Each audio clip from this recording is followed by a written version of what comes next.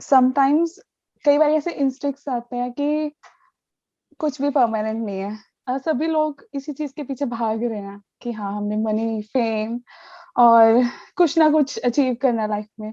But अगर death आई, जो आप कहते हो कि डेथ नहीं है, बट मेरे लिए भी यही है कि हाँ, तो ये कैसे कि मुझे ऐसा लगता है कि कुछ भी परमानेंट नहीं, तो क्यों हम फिर ऐसे कर रहे हैं इसके इसी के पीछे। देखिए, कुछ भी परमानेंट नहीं है, इसीलिए तो सब कुछ मीनिंगफुल है। कैसे? डेथ है इसीलिए तो मीनिंगफुल है। सोचो, डेथ आए ही ना, आप 1 लाख साल तक जिंदा रहोगे, तब सब कुछ मीनिंगलेस हो जाएगा ना। फिर कुछ करो ही क्यों, अभी तो 1 लाख साल पड़ा है। डेथ का मतलब क्या है कि आपके पास में लिमिटेड टाइम है। अभी मान लो if you are 20 years old, तो you have got another maybe say 60 years to live on an average. आपके पास में सिर्फ 60 साल और है ढंग का कुछ करने के लिए। जो भी करना है इसी 60 साल के अंदर अंदर करना है। जो भी समझना है, जो भी सीखना है, जो भी ग्रो करना है, जो भी अचीव करना है, चाहे अंदर की दुनिया में कुछ अचीव करना है, चाहे बाहर कुछ अचीव करना है, आपके पास में लिमिटेड टाइम है। इसीलिए सब कुछ मीनिंगफुल है। अगर अनलिमिटेड टाइम होता तो सब कुछ मीनिंगलेस हो जाता। तो अब आपके पास में एक एक तरह का हमारे अंदर एक सेंस ऑफ अर्जेंसी होना चाहिए। अगर हम इस फैक्ट को देख लेते हैं तो टाइम कम है, जो करना है जी। जल्दी करो। अगर आप उपनिषद्स को स्टडी करेंगे या कुछ जो पुराने टेक्स्ट है उसको स्टडी करेंगे, तो उसमें ऐसी बहुत सारी कहानियां आती हैं जहां पे जब एक इंसान को पता लग जाता है ना कि अब मेरे पास में जीने के लिए सिर्फ 9 दिन बचे हैं या 10 दिन बचे हैं, तब उसके अंदर एक सेंस ऑफ अर्जेंसी आती है। तब आता है कि अब तक मैं जिसके भी पीछे भाग रहा था वो सब बकवास है, क्योंकि सब खत्म हो जाएगा अगले 9 दिन में। तो वो उस 9 दिन में कुछ ऐसा करता है जो बाकी के लोग अपनी पूरी जिंदगी में भी नहीं करते हैं। क्यों कर पाता है? क्योंकि उसको पता है कि सिर्फ 9 दिन है। तो अगर आप इस सच को देख लो कि आपके पास में सिर्फ 60 साल बचे हैं, कुछ साल बचे, वो भी 60 में कह रहा हूं, मतलब ऑन एन एवरेज। इससे कम भी हो सकता है, इससे ज्यादा भी हो सकता है, बट ध्यान ये रखना है कम भी हो सकता है, राइट? तो ज्यादा टाइम नहीं है।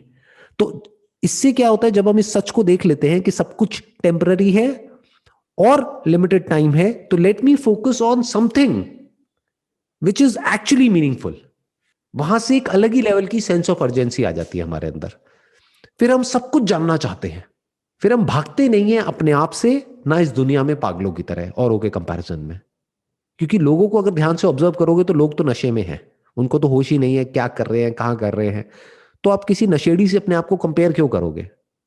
आप ये कहोगे कि अगर फॉर एग्जाम्पल आप कहीं सड़क के साइड में देखते हो कि कोई आदमी नशे में इधर उधर भटक रहा है, तो आप उसको कॉपी करोगे कि मेरे को भी ऐसे ही करना है, या मेरे को भी उतनी ही पीनी है जितनी उसने पी है। नहीं। या आपको तरस आएगा उसके ऊपर कि बेचारे ने क्या हाल बना लिया अपना, पता नहीं अपना और अपनी फैमिली का क्या हाल करता होगा। तो ऐसे ही दुनिया की हालत है, नशे में है, किसी को पता ही नहीं है कहाँ जा रहे हैं, क्यों जा रहे हैं, क्या कर रहे हैं, कैसे कर रहे हैं। बट क्यों है? इसलिए नहीं कि उनके पास में लिमिटेड टाइम है, इसलिए क्योंकि वो कभी बैठ करके इसके बारे में सोचते ही नहीं है कि डेथ कितना बड़ा सच है जिंदगी का। उन्हें लगता है डेथ से बड़ा सच है पैसा। तो अगर वो इस सच को देख लें कि डेथ बहुत बड़ा सच है, तो वो एक्चुअल में डेथ को क्वेश्चन करेंगे कि let me find out what death is, what birth is, what life is. कुछ नहीं छोड़ेंगे फिर वो कहेंगे मेरे पास में अब फालतू टाइम नहीं है इधर उधर का टाइम खराब करने के लिए। हाँ ठीक है, जो मैं कर रहा हूं या कर रही हूं वो मैं कर रही हूं अपने पेट को भरने के लिए, बस। वो तो जानवर भी करते हैं। लेट मी सी कि एक ह्यूमन बीइंग होने का क्या मतलब है। क्या मैं कुछ और ऐसा जान सकती हूँ, कुछ और ऐसा फिगर आउट कर सकती हूँ इस यूनिवर्स के बारे में जो कि एक्चुअल में मीनिंगफुल है, जो टेम्पररी नहीं है। जैसे इस दुनिया में सब कुछ टेम्पररी है, सब आता जाता रहता है, क्या इस टेम्पररी दुनिया में कुछ परमानेंट भी है? तो ऐसे ऐसे क्वेश्चंस उठते हैं हमारे माइंड में, और फिर वहां से कुछ आंसर्स निकल के आते हैं जो बहुत ही इंटरेस्टिंग होते हैं। समझ नहीं आ रहा कि कैसे इसको स्टार्ट करें या कैसे इस पे फोकस करें, क्योंकि पहले था कि स्टडी, छोटे होते स्टडी, फिर उसके बाद करियर, फिर उसके बाद हो जाएगा कि मैरिज, फैमिली, ये प्रोसेस चलता रहना है। तो ये एंड नहीं होना, ठीक है? तो इसमें स्पिरिचुअलिटी कहाँ से बीच में फिर, और कैसे इसके लिए एक होता है ना कि वन पॉइंटेड फोकस हो। तो मुझे ये नहीं है कि मुझे इसको बस बीच में करना, ऑन एंड ऑफ ये रहे। मुझे ये है कि मतलब इस पे एक फोकस, मेनली इसी पे फोकस रहे। देखो, ध्यान से समझो, जो भी हमारे अंदर फोकस आता है किसी भी चीज को लेकर के, वो कैसे आता है? कई जगह पे होता है कि जबरदस्ती हमको फोकस करना पड़ता है, और कहीं पे अपने आप ही हमारा फोकस हो जाता है, करना नहीं पड़ता है। वो कैसे होता है? वो प्रायोरिटी, प्रायोरिटी जब हम सेट करते हैं, अभी प्रायोरिटी कहाँ से आती है हमारे अंदर? जब नीड हो किसी चीज की। नीड हो, मतलब सिर्फ डिजायर ही ना हो, नीड हो, जैसे कि ऑक्सीजन की नीड है, जी। राइट? अगर अभी आपको कोई ले जा करके पानी के अंदर ऐसे डुबोने की कोशिश करेगा तो आप जान लगा दोगे अपनी पूरी, अपने आप को बचाने के लिए। क्यों? क्योंकि नीड है, ये need oxygen, it's not a wish. हाँ मिल गई तो ठीक है, नहीं तो कोई बात नहीं, ऐसा नहीं है ना। तो जब इस सच को आप देख लेंगे कि लाइफ का सबसे बड़ा सच क्या है, वो है डेथ, तो आपके अंदर एक अर्ज उठेगी, एक नीड पैदा होगी कि I want to know the truth. अब फोकस का मतलब समझेंगे। अब फोकस आपको करना नहीं पड़ेगा, फोकस अपने आप आ जाएगा। फोकस कब करना पड़ता है? जब हमारा इंटरेस्ट नहीं होता है किसी काम में। जैसे लोग बोलते हैं ना, मेरे से क्वेश्चन पूछते हैं कि सर ये बताओ कि मैं ना चीजों को प्रोक्रेस्टिनेट बहुत करता हूं, मैं फोकस नहीं कर पाता हूं, जो मेरे पास में काम है मैं उसको करता ही नहीं हूं, मैं उसको टालता रहता हूं, तो मैं क्या करूं? तो उसका रीजन ये है कि उसको उस काम में इंटरेस्ट ही नहीं है। अगर इंटरेस्ट होता है तो कोई टालता थोड़ी ना है, फिर तो रात की नींद उड़ जाती है। अगर किसी काम में एक्चुअल में आपका इंटरेस्ट है और एक्चुअल में अंदर से आ रहा है कि नहीं मुझे ये काम करना है, तो फोकस करना थोड़ी पड़ता है, फोकस हो जाता है, पैशन आ जाता है। तो अगर अभी आपके अंदर ये नीड है तो क्या करना है वो मैं अभी आपको बताता हूं। लेकिन अगर नीड नहीं है तो इस नीड को अननेसेसरी पैदा मत करो मेरे सेशंस देख करके या कहीं से भी किसी की बातें सुन करके। सर मुझे है। तो अब अगर ये नीड है तो अब सवाल उठता है कि अब इसके लिए क्या किया जाए। बहुत आसान है, आपको क्या करना है, जो भी आप कर रहे हो वो करते रहो। यानी क्या? अभी आप जॉब कर रहे हो तो जॉब करो अपना आराम से, दिन में मानो 8-9 घंटे आपने जॉब किया, उसके अलावा आपके पास पे संडे मिला आपको जब आपने थोड़ा बहुत अपना काम किया और ये वो वटेवर। उसके अलावा आपकी कुछ रिलेशनशिप्स है तो रिलेशनशिप्स को जितना टाइम देना है दिया। उसके बाद में अगर शादी करनी है तो करी, और उसके बाद में लाइफ जैसे चल रही है चल रही है, राइट? सब कुछ हो रहा है, कुछ भी छोड़ नहीं रहे हो, क्योंकि छोड़ने से क्या होता है, हमें कई बार गलतफहमी क्या हो जाती है कि ये समझने के लिए या ये जानने के लिए कि ट्रूथ क्या है हमें सब कुछ छोड़ना पड़ेगा। अरे सब कुछ छोड़ करके अगर आप पूरे दिन बैठ करके मेरी वीडियोस देखने लग जाओगे ना, पागल हो जाओगे, बोर हो जाओगे। कोई भी चीज जो आपको बहुत पसंद है, अगर वो लिमिट में दी जाए तो पसंद है, बहुत ज्यादा हो जाए तो वही चीज हमको बोर कर देती है, उसी चीज से हमको नफरत हो जाती है। तो मेरी 1-2 वीडियो तो आप देख सकते हो एक दिन में, बट अगर बोला जाए एक दिन में मेरी 100 वीडियोस देखो, हो सकता है एक दिन देख भी लोगे जब कोई दिमाग ज्यादा ही वैसा हो रहा है तो, बट आप ज्यादा दिन तक नहीं देख पाओगे। ये मत समझो कि 1 साल तक बैठ करके मैं आपकी डेली 100 वीडियोस देखूंगी या 10-10 वीडियोस देखूंगी, ऐसा तो है नहीं। अब आता है सवाल कि कैसे जाने कि आपका सच क्या है, राइट? आप कौन हो, ये यूनिवर्स क्या है, भगवान क्या है, जिंदगी क्या है, मौत क्या है, प्यार क्या है, कंपैशन क्या है, खुशी क्या है, दुख क्या है, माइंड क्या है, ये आत्मा क्या है जिसकी बात करी जाती है, ये सब चीजें क्या है। तो अगर ये जानना है तो आप कैसे जानोगे? कोई ऐसा इंसान जो जान चुका है उसके साथ में टाइम स्पेंड करो। अब टाइम स्पेंड करने का मतलब क्या है? पहले के जमाने में जूम मीटिंग नहीं होती थी, वीडियोस नहीं होती थी, आज वीडियोस हैं। तो अगर कोई ऐसा इंसान आपको लगता है, अब वो आपकी अपनी समझ है कि आप कैसे समझोगे कि वो इंसान जेन्युइन है या फ्रॉड है। क्योंकि 99% जो लोग हैं जो स्पिरिचुअलिटी की बातें करते हैं, वो नाम के लिए गुरु है, नाम के लिए बाबा है, लेकिन एक्चुअल में ढोंगी पाखंडी है, जो बेसिकली खुद सच को नहीं जानते हैं और दुनिया को एक ट्रैक पर भगा रहे हैं अपने किसी मोटिव को पूरा करने के लिए, जिनको खुद ही कुछ समझ नहीं आया है, बस कुछ भी बोल रहे हैं। क्योंकि जिसको कुछ भी नहीं पता है उसको तो कुछ भी बोल दिया जाए, उसके लिए तो सब कुछ ही सही है ना। सोचो एक नर्सरी का बच्चा है, उसको कैसे पता कि जो मेरे को सिखा रहा है वो 5th स्टैंडर्ड में है या 10th में है या कॉलेज में है या पोस्ट ग्रेजुएट लेवल पे है? उसके लिए तो सारे ही बराबर है। उसको कैसे पता कि सामने वाला बंदा थियोरटिकली कहीं से पढ़ करके कुछ मेरे को बोल रहा है या एक्चुअल में एक्सपीरियंशियली वो पूरा एंड तक गया है और फिर बोल रहा है? तो पहले तो ये परखो कि वो पर्सन कौन है। जब आपको ये ऐसा कोई पर्सन मिल जाता है इस दुनिया में, या ऐसे कुछ लोग मिल जाते हैं, फिर उनके साथ में टाइम स्पेंड करो। कैसे टाइम स्पेंड करोगे? पर्सनली तो नहीं कर सकते, राइट? क्योंकि ऐसे जो लोग एक्चुअल में होते हैं उनका इंटरेस्ट ही नहीं होता पर्सनली किसी से मिलने में या किसी को अपने साथ में जोड़ने में या अपनी कोई ऑर्गेनाइजेशन बनाने में या कोई प्रोपेगेंडा करने में, या होता नहीं है भीड़ इकट्ठी करने में, या अपनी कोई पार्टी बनाने में, पॉलिटिकल पार्टी वटेवर, ये इन सब चीजों में उनका इंटरेस्ट नहीं होता है। वो पूरी दुनिया से जुड़े होते हैं लेकिन किसी एक स्पेसिफिक ग्रुप या ऑर्गेनाइजेशन से नहीं जुड़ते हैं, ना वो फॉर्म करते हैं। तो अब कैसे जुड़ोगे ऐसे लोगों से, कैसे टाइम स्पेंड करोगे ऐसे लोगों के साथ, क्योंकि वो तो चाहते ही नहीं आपके साथ में टाइम स्पेंड करना। तो उनकी वीडियोस देख सकते हो। फॉर एग्जाम्पल मेरा जो अपना स्पिरिचुअलिटी वाला चैनल है उसको आराम से बैठ करके देखो, वहां पे जो वीडियोस हैं। ज्यादा मत देखो, क्योंकि बहुत ज्यादा देखोगे तो इंटरेस्ट खत्म हो जाएगा, वो अर्ज खत्म हो जाएगी। थोड़ी सी अर्ज बचा करके रखो। तो वो जो अर्ज है उसमें पेशेंस रखो, क्योंकि ये काम जल्दी नहीं होगा, इट विल टेक टाइम। 6-6 महीने लगेंगे चीज़ों को समझने में। एक ही वीडियो को बार बार भी देख सकते हो। जो वीडियोस आपको अंदर से लग रहा है कि हाँ ये वीडियो मुझे अच्छी तो लगी है लेकिन समझ नहीं आई है, कोई बात नहीं, 2-4 दिन बाद दोबारा देख लो। कुछ ऐसी भी वीडियोस होंगी जो आपको लगेगा कि नहीं इसमें कुछ खास नहीं है, तो छोड़ दो उसको, दोबारा मत देखो।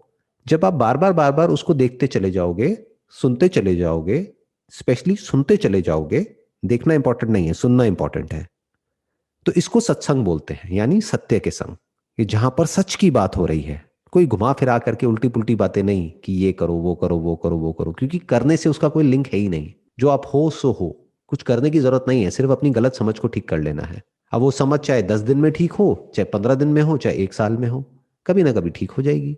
फिर जो कर रहे हो वो करते रहो साथ साथ में। यानी शादी हो गई, बच्चे हो गए, बच्चे बड़े हो गए, उनकी शादी हो गई, ये हो गई वो हो गई, but you will act out of a deep sense of gratitude and peace and love and compassion in your heart। और वो स्टेबल हो जाएगी। जो आपकी अंडरस्टैंडिंग है वो फिर चेंज नहीं होगी। ये जो फियर ऑफ डेथ है, ये जो कॉन्सेप्ट्स ऑफ बर्थ है, रीबर्थ है, ये सब धीरे धीरे धीरे धीरे सब क्लियर हो जाएगा। यही स्पिरिचुअलिटी है, एक्चुअल स्पिरिचुअलिटी। जब तक ये पता नहीं चलता कि हाँ हम क्या हैं, तो उस टाइम तक पेशेंस को कैसे मेंटेन रखे? मैं बताता हूँ कैसे मेंटेन रखिए। देखिए इस दुनिया में क्या होता है कि अगर आप ये सवाल पूछते तो ये सवाल सेंसिबल है। क्यों? क्योंकि आप क्या कह रहे हैं, मेरा एक ड्रीम है कि मुझे ये वाली गाड़ी चाहिए या मुझे अपने लिए एक घर चाहिए।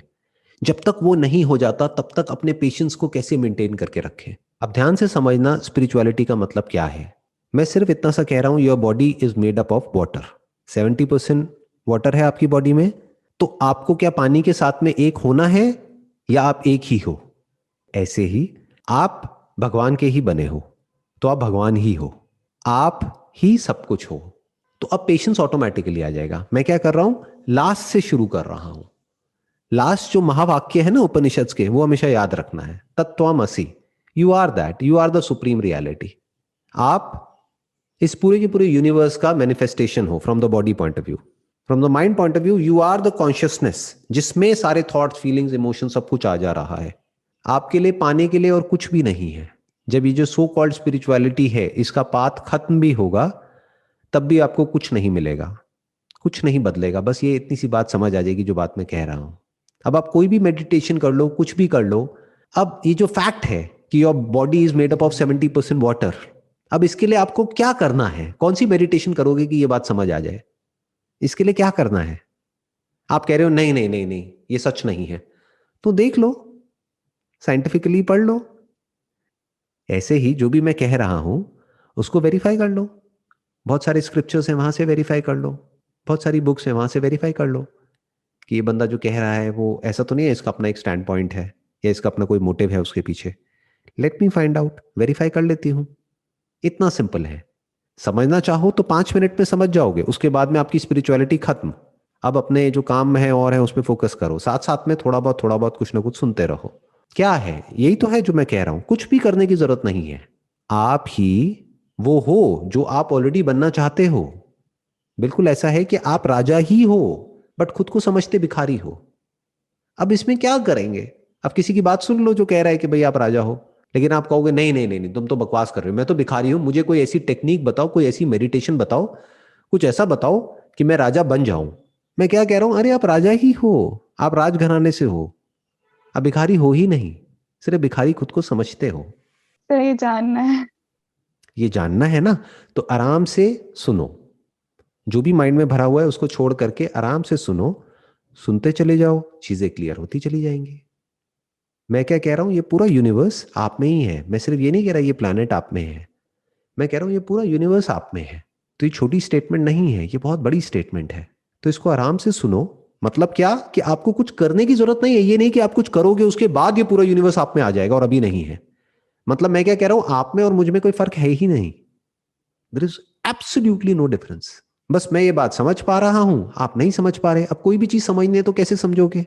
कोई साइंटिफिक लॉ है, आपको समझ नहीं आ रहा है तो कैसे समझोगे? क्वेश्चन। वन इज क्वेश्चन, लेकिन सिर्फ क्वेश्चन भी करते रहोगे तो नहीं समझ पाओगे ना। जो ऑलरेडी उसको समझ चुका है, उसकी कोई ना कोई बुक्स होंगी, उसको पढ़ सकते हो।